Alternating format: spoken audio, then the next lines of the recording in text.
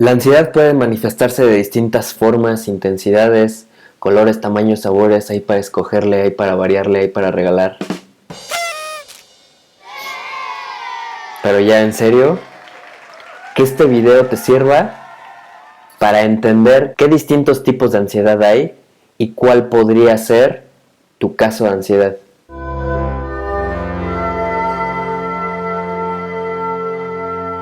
¿Qué tal? Muy buen día, soy Carlos Cedillo, tu coach libre de estrés y ansiedad, y en este video vamos a hablar acerca de los tipos de ansiedad.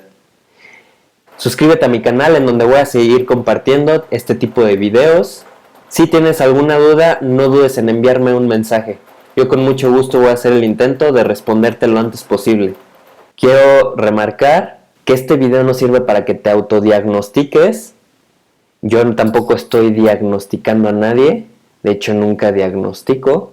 Yo solamente trabajo con lo que veo, con lo que ya se diagnosticó, con lo que ya se sabe. Pero aún así, conocer esto te va a ayudar a hacerte una mejor idea de qué puedes estar experimentando. Y tú lo podrás compartir con alguien capacitado para diagnosticarte si esa es tu verdadera preocupación, tener un diagnóstico. Pero para el resto de los mortales, con simplemente conocer qué está pasando con nosotros o qué pudiera estar pasando con nosotros, va a ser muchísimo más conveniente y ya no vamos a ciegas. Ya sabemos qué nos está pasando, ya sabemos que no estamos locos, no estamos solos en el mundo, que eso pasa regularmente y entonces ya podemos empezar a pensar en soluciones. Primero, ansiedad. ¿Qué es? En este video tenía una definición de la ansiedad.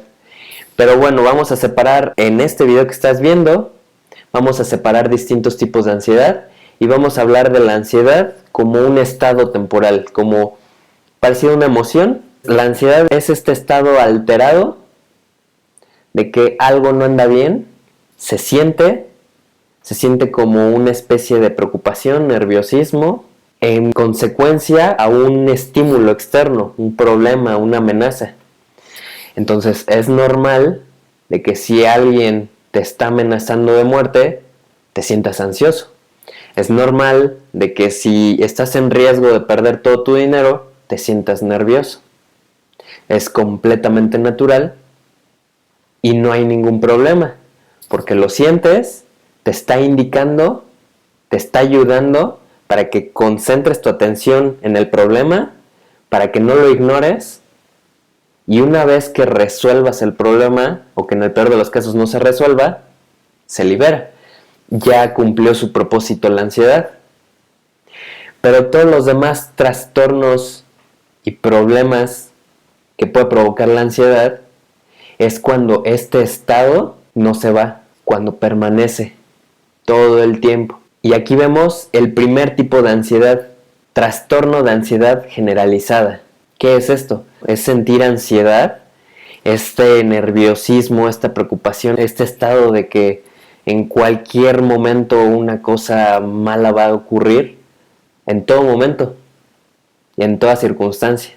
Puedes estar tú aparentemente tranquilo, sentado, asistiendo a una conferencia, tomando una clase, viendo la televisión, en el transporte público, y tú vas nervioso, preocupado, y ni siquiera sabes por qué, y te preguntas, ¿qué me causa temor?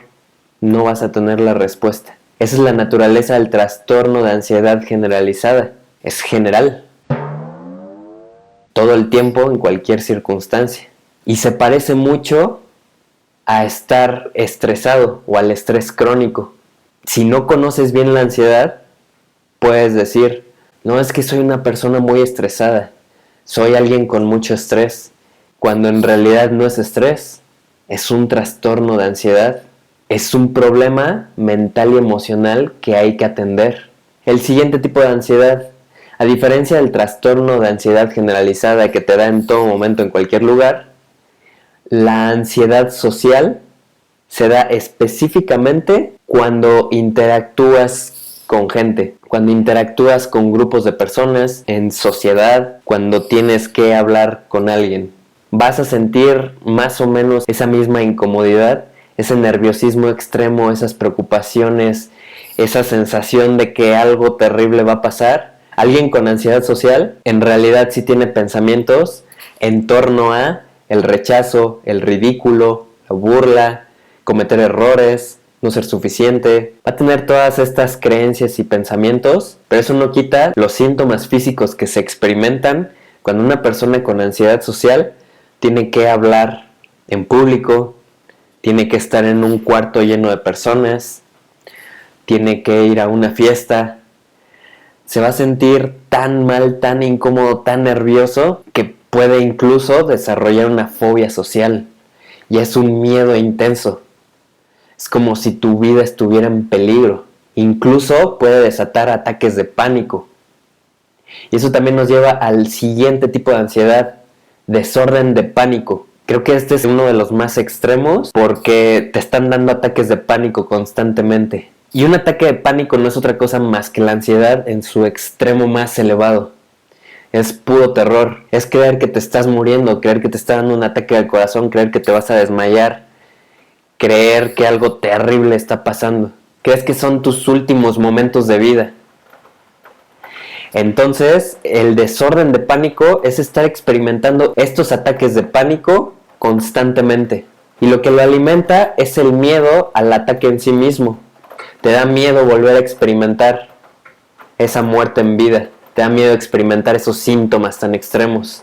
Y tienes miedo. Y entonces todo el tiempo tienes ese miedo que está estresándote, está tensándote y está sobreestimulando tu sistema nervioso. Por eso se da el desorden de pánico, que sí o sí tienes que atender porque no te permite ya llevar una vida normal. Empiezas a evadir, empiezas a no hacer cosas para intentar que no te dé esto. Pero entre más cosas evadas, peor se hace el miedo, peor se hace la condición. A veces los mismos ataques de pánico pueden desencadenar fobias.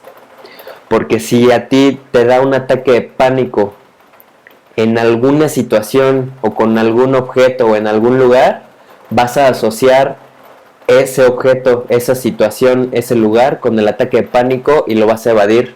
Y la próxima vez que lo veas, te va a dar tanto miedo, pero te va a dar miedo que te desarrolle el ataque de pánico, no el objeto en sí mismo.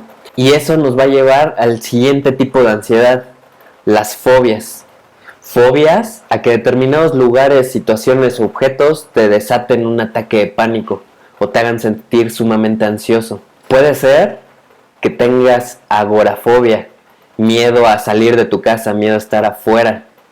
¿Por qué? Porque te da miedo de que te dé un ataque de pánico y estés solo o que te vea la gente, que te colapses ahí mismo. Y tienes tanto miedo que decides encerrarte y no salir. Puede ser miedo a las alturas, puede ser miedo a viajar en autobús, puede ser miedo a manejar, pueden ser muchos miedos que dependiendo de su intensidad se pueden convertir en fobias, de que el simple hecho de pensar en ese lugar o esa actividad o ese objeto te produce ya ansiedad. Lo difícil aquí es que entre más evites lo que te da miedo, más fuerte se va a hacer, más se va a alimentar el miedo. La manera de salir es una exposición gradual, es ir asociando tu mente a que eso no necesariamente implica un ataque de ansiedad, pero para eso tienes que solucionar los ataques de ansiedad. Y yo me la vivo compartiendo información acerca de lo que tienes que atender para solucionar estos ataques y tu caso de ansiedad. Estos son los tipos de ansiedad que generalmente la gente experimenta. Muchas veces pueden estarlos viviendo y no saben qué les está pasando. Creen que sí tienen una enfermedad, creen que se están volviendo locos, pero nada de eso. Solamente están experimentando una situación producto de ciertos factores. Sobre todo, dudo mucho que alguien haya nacido con esos problemas. Entonces, el debate está entre si es algo aprendido o es algo biológico que tus genes ya traen. Pero la experiencia dicta que es una combinación de los dos. Yo en lo personal no lo he comprobado, necesitaría hacer estudios, necesitaría comprobarlo, pero mi opinión, después de estar tratando a muchísima gente con distintos casos de ansiedad, es que el problema mental y emocional cambia la biología, la saca de su balance. Soy de los que creen que detrás de toda enfermedad o condición hay un conflicto interno, una emoción, una creencia. la mayor parte de las veces. Pero en el caso de la ansiedad, a mí mi experiencia me ha indicado que si solucionas el conflicto interno que reside en tus pensamientos, en tus emociones y en tus creencias, vas a cambiar todo lo físico, los neurotransmisores, la serotonina, la dopamina, la norepinefrina, el cortisol, todo eso se va a regular. ¿Por qué? Porque ya no estás con ese conflicto inconsciente de fondo, todo el tiempo preocupado, todo el tiempo con miedo, todo el tiempo sintiendo que hay algo malo. Te deshaces de eso y tu sistema nervioso se suelta, se relaja y el cuerpo va a buscar su propio equilibrio, su propio balance.